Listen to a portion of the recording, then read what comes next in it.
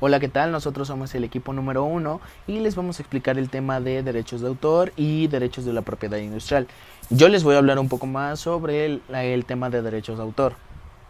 Bueno, para comenzar tenemos que saber que existe una ley que salvaguarda los derechos del autor llamada Ley Federal de Derechos del Autor.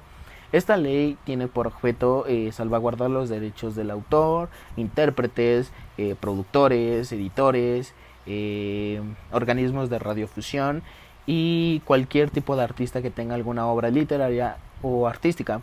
Esta ley también nos menciona que las obras que tienen objeto de protección son las siguientes. Uno, por su autor. Esto quiere decir que puede ser conocido, o sea que eh, tenga el nombre, firma o signo que reconozca al autor. Anónimas, que no tengan nada que tenga que ver con el autor, o sea, que no tenga su nombre, que no tenga su firma o que no tenga algún signo que se relacione al autor. Y las seudónimas, estas quieren decir que tenga el nombre, solamente alguna firma o signo, pero que no revele la identidad del autor. También nos dice que puede ser según su contenido. Pueden ser divulgadas, o sea, que hayan sido divulgadas a todo el público. También pueden ser las inéditas. Estas son las que no han sido divulgadas y pueden ser las que hayan sido, ¿cómo se dice? Las publicadas. Las publicadas pueden ser de dos tipos: las que hayan sido editadas y hayan sido, se hayan impreso varias ediciones o varias copias. Un ejemplo de esto puede ser cuando algún famoso o algún personaje literario saca un libro. Esto que hace que el autor escribe el libro y este es editado gracias a una editorial que el autor haya escogido. Y después de esto no solamente se imprime una copia, sino varias y se ponen a la venta para todo el público. Y las que son publicadas a través de medios electrónicos. Un ejemplo de esto que muy comúnmente usamos son los PDFs, que en internet buscamos el tema de nuestro interés y ya nos sale el libro en versión electrónica. Esto generalmente es en PDF. También puede ser según su origen. Estas pueden ser primigenias, o sea, que sea idea original del autor o que no tenga nada que ver con alguna otra obra. Pueden ser derivadas, que esto quiere decir que sea traducción de alguna otra obra o que sea basada en algún acontecimiento o alguna otra obra. También puede ser según sus colaboradores, es decir, puede ser individual, que sea solamente de un autor, y pueden ser colectivas, que involucre varios autores, ya sea de 2 a 10 o los autores que decidan involucrarse en dicha obra. Ok, también la Ley Federal de Derechos del Autor nos define la palabra autor. Y autor es la persona física que crea obras literarias y artísticas.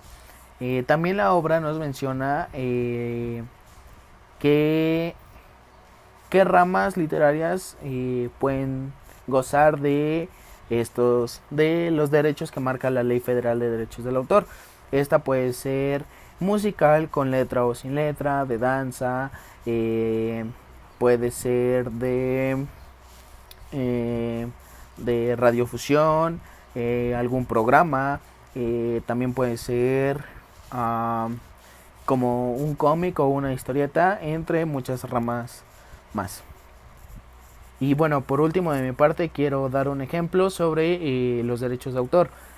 Nosotros lo podemos encontrar regularmente en YouTube, ¿no? Ahorita que nosotros vemos videos de algún blogger o youtuber, podemos darnos cuenta de que ellos mismos nos explican de que tratan de no poner contenido de algún otro canal o de algún otro creador de contenido, e incluso tratan de no poner canciones de algún artista reconocido, vaya, porque YouTube les banea el video por derechos de autor, ya que, piensan que el contenido lo están usando para algo malo, aunque no sea así, pero YouTube prefiere tener esa regla bien, ¿cómo se llama? Bien establecida y muy clara. Insisto esto para evitar que se haga mal uso de algún contenido de algún otro artista y más que nada sin su consentimiento, vaya. Así que bueno, eso sería todo de mi parte y les dejo un poco más del tema con mi siguiente compañero. Hola, bueno, yo les voy a hablar sobre la Ley Federal de los Autores en dichos capítulos.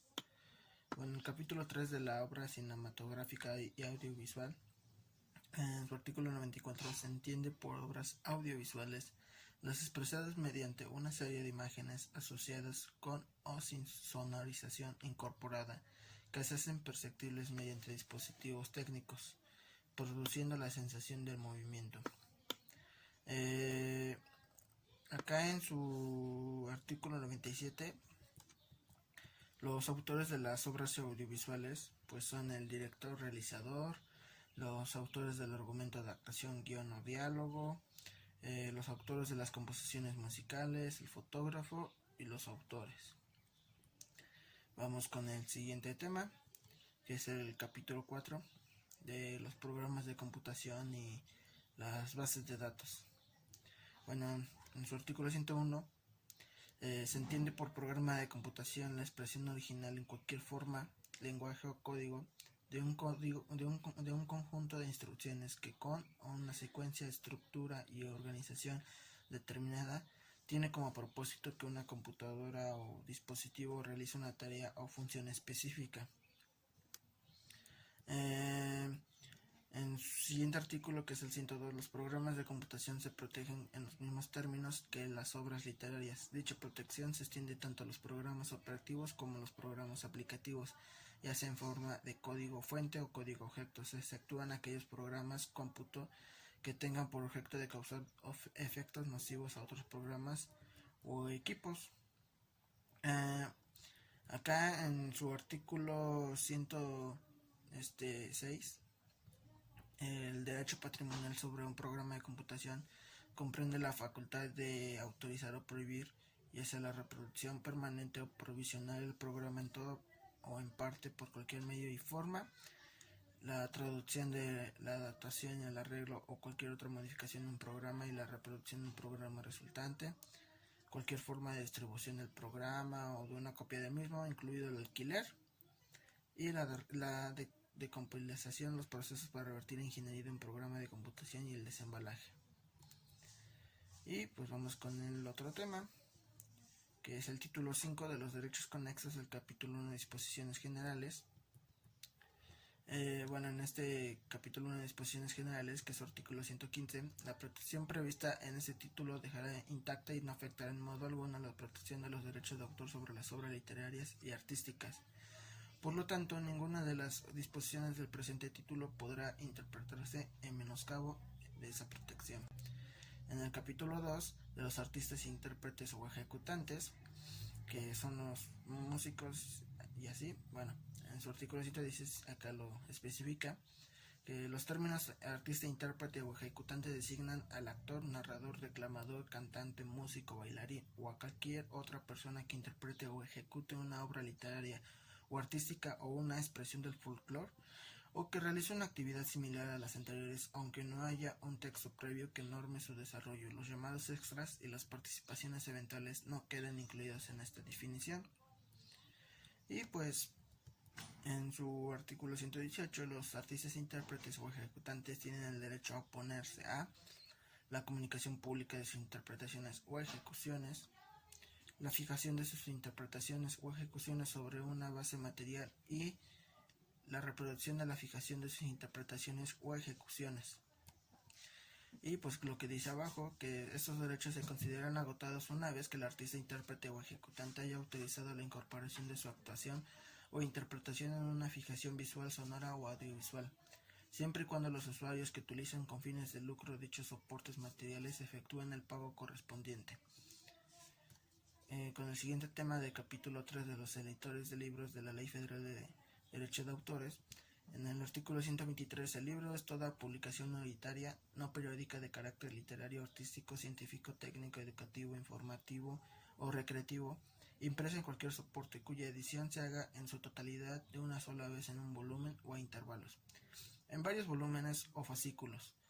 Comprenderá también los materiales complementarios en cualquier tipo de soporte, incluido el eléctrico, que conformen conjuntamente con el libro en un todo unitario que no pueda comercializarse separadamente.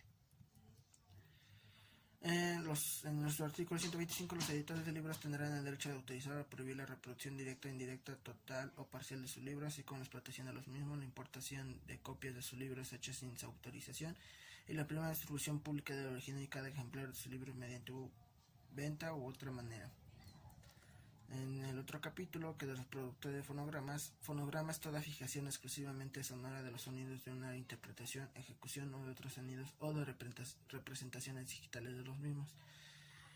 En su artículo 131, los productores de fonogramas tendrán el derecho de autorizar o prohibir la reproducción directa, indirecta, total o parcial de sus fonogramas, así como la explotación directa e indirecta de los mismos, la importación de copias de fonogramas hechas sin autorización del productor, la distribución pública del original y de cada ejemplar del fonograma mediante venta u otra manera, incluyendo su distribución a través de señales o emisiones, la adaptación o transformación del fonograma y el arrendamiento comercial del original o de una copia del fonograma, aún después de la venta del mismo.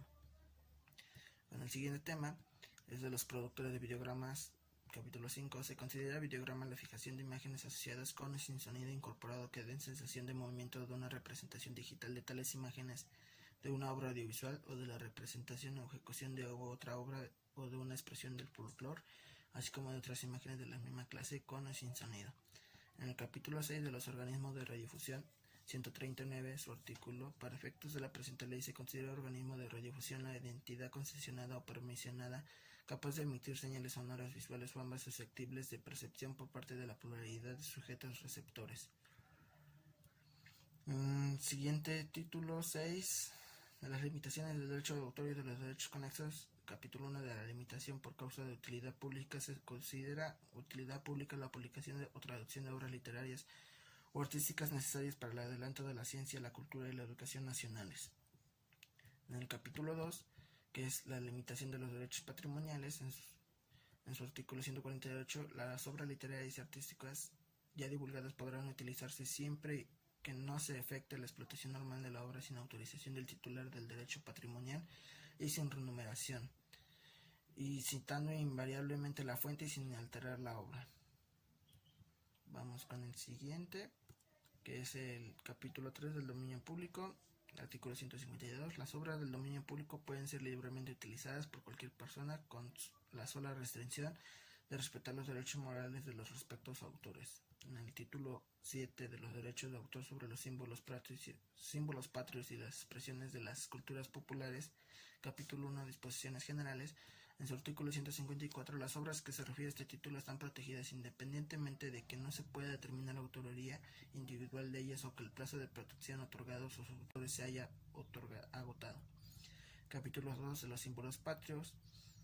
En el artículo 156, el uso de los símbolos patrios deberá apegarse a lo establecido por la ley sobre el escudo, la bandera y el himno nacional. Capítulo 3 de las culturas populares. Artículo 157. La presente ley protege las obras literarias, artísticas, de arte popular o artesanal, así como todas las manifestaciones primigenias en sus propias lenguas y los usos, costumbres y tradiciones de la composición pluricultural que conforman el Estado mexicano que no cuente con un autor identificable. En el título 8 de los registros de derechos, capítulo 1 del registro público del derecho de autor, artículo 162, el registro público del derecho de autor tiene por objeto garantizar la seguridad jurídica de los autores, de los titulares de los derechos conexos y de los titulares de los derechos patrimoniales respectivos y sus causavientes, así como dar una adecuada publicidad de las obras, actos y documentos a través de su inscripción. En el siguiente tema, que les voy a hablar sobre el capítulo 2 de las reservas de derechos al uso exclusivo, en el artículo 173, la reserva de derechos es la facultad de usar y explotar en forma exclusiva títulos, nombres, denominaciones, características físicas y psicológicas distintivas o características de operación originales aplicadas de acuerdo con su naturaleza o algunos de los siguientes géneros, que son las publicaciones periódicas, personajes humanos de caracterización o ficticios o simbólicos, o personas o grupos dedicados a actividades artísticas. Y pues en su último artículo, que es el artículo 191, los plazos de protección que amparan el certificado de reserva de derechos correspondientes podrán ser renovadas por periodos sucesivos iguales que se efectúa este presupuesto a las promociones publicitarias, a las que termine su vigencia pasarán a formar parte del dominio público. De las sociedades de gestión colectiva. En este capítulo nos habla sobre la gestión colectiva y cómo se aplica esta cuando una persona moral sin ánimos de lucro protege a autores y titulares tanto como nacionales como extranjeros. Para comenzar debemos saber qué nos dice el artículo 193. Para poder operar como sociedad de gestión colectiva se requiere previa autorización del instituto y este dará su publicación en el Diario Oficial de la Federación. Esta autorización podrá ser revocada por el instituto si existiese un incumplimiento de las obligaciones. Esta ley establece para la sociedad de gestión colectiva o si existiese un manifiesto entre los propios socios. Las sociedades de gestión colectiva están facultadas para presentar, ratificar o desistir de las demandas siempre y cuando cuenten con un poder general para pleitos y cobranzas. También, la sociedad de gestión colectiva deberá celebrar por escrito todos los convenios y contratos de dicha sociedad y autores de la sociedad de gestión colectiva. Tienen como finalidad ejercer los derechos patrimoniales de los miembros, supervisar el uso de repertorios autorizados, recaudar para sus miembros regalías, recaudar donativos, así como aceptar herencias y regalos. Pero así como tienen finalidades, tienen obligaciones, y estas son: responsabilizarse del incumplimiento, aprobar inspecciones realizadas por el instituto, entregar a los socios documentación necesaria. El Instituto Nacional de Derechos de Autor es la autoridad administrativa en materia de derechos de autor y es un órgano desconcentrado de la SEP. Algunas funciones del instituto son: proteger y fomentar el derecho de autor, promover la creación de obras y llevar el registro público del derecho de autor. El instituto va a estar a cargo de un director general que será nombrado por el Ejecutivo Federal. Son infracciones en materia de derechos de autor: publicar una obra estando autorizada pero sin mencionar el nombre del autor. Así, otra infracción es presentarse como infracción colectiva sin tener un registro correspondiente por el instituto. También se constituye como infracción las siguientes acciones: utilizar la imagen de una persona sin su autorización, y estas acciones serán sancionadas con una multa.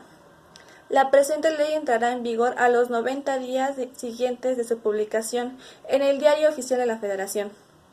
En Puebla, las oficinas del derecho de autor se encuentran ubicadas en la avenida 15 Poniente, 1112, barrio de Santiago, Puebla, Puebla.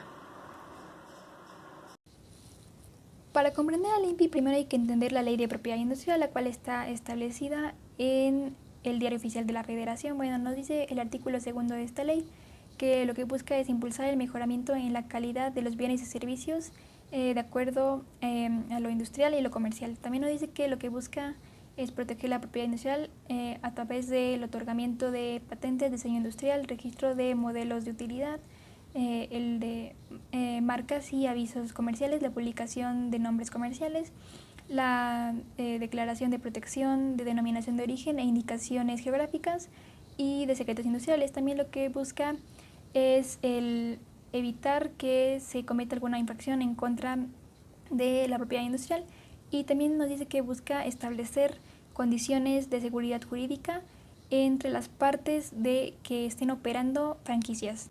Para hablar sobre el INPI tenemos que saber en primer lugar sobre el artículo 6, que es el que nos explica específicamente de las facultades que tiene. En primer lugar nos dice que el Instituto Mexicano de la Propiedad Industrial es una autoridad administrativa en materia de propiedad industrial, es un organismo descentralizado que tiene personalidad jurídica y un patrimonio propio.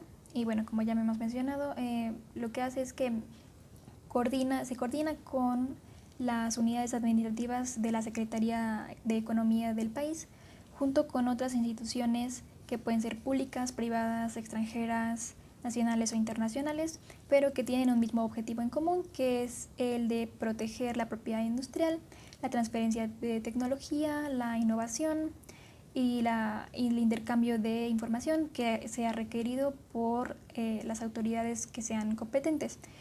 También, nos dice que el INPI busca otorgar y tramitar los documentos que ya mencioné anteriormente, las patentes, los registros, entre otros. También otra de sus facultades nos dice que está encargado de alguna manera de sustanciar los procedimientos de anulación y de cancelación de los derechos de propiedad industrial. También tiene la facultad de realizar investigaciones en caso de que se vea alguna infracción supuesta a la administración de la propiedad industrial. También en ese caso se le pueden designar peritos por parte y conforme a la ley. Esto puede ser en parte requerido por instituciones, por particulares o por parte del mismo Ministerio Público Federal. Además, tiene también la responsabilidad de actuar como depositario en caso de que se lo requiera la ley. Esto es para que esta institución pueda resguardar los bienes para que la institución que le corresponda, la autoridad que le corresponda, disponga de ellos, de estos bienes asegurados. También, nos dice que es la responsabilidad del INPI publicar la Gaceta, y en esta Gaceta se va a incluir toda la información correspondiente a los registros, a todas las patentes y toda la información nueva que vaya surgiendo. Y como ya hemos mencionado, el objetivo del INPI es promover la innovación tecnológica, apoyar a su desarrollo y a la transferencia de tecnología. Esto se puede lograr a través de diferentes formas, dentro de las cuales se va a incluir la divulgación de acervos relacionados a las invenciones que pueden haber sido hechos tanto en México como en el extranjero. También está encargado de la realización de directorios de personas físicas y morales que estén relacionados o que estén dedicados a la invención. También otra de sus facultades es crear certámenes o concursos que premien de alguna forma a la inventiva. También tienen en parte la responsabilidad de dar asesoría a las empresas para que ellos puedan decidir emprender o en todo caso financiar algún prototipo o que se involucren dentro de la industria o en el comercio.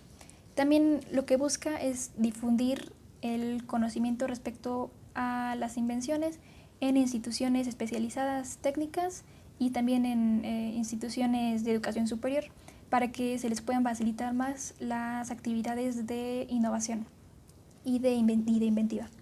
Además, también dentro de aquí se incluye la celebración de convenios en cooperación, en donde en esto se va a incluir a varias de nuestras entidades federativas.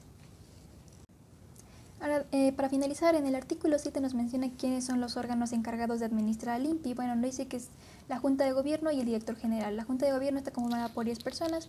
La primera persona es quien la preside, es el Secretario de Economía.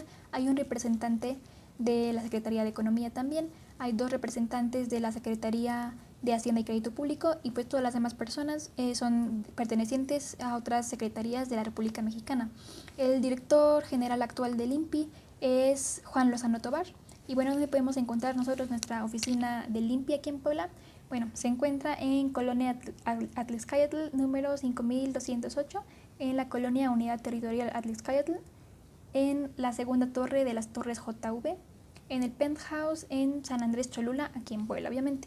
Aunque también nosotros podemos dar nuestra solicitud para esta clase de servicio en las delegaciones federales de la Secretaría de Economía. Aquí en Puebla la de nosotros se encuentra en la privada de la 3A Sur, en el número 3710, en la colonia Gabriel Pastor. Espero que les haya gustado el video. Muchas gracias. Cuídense.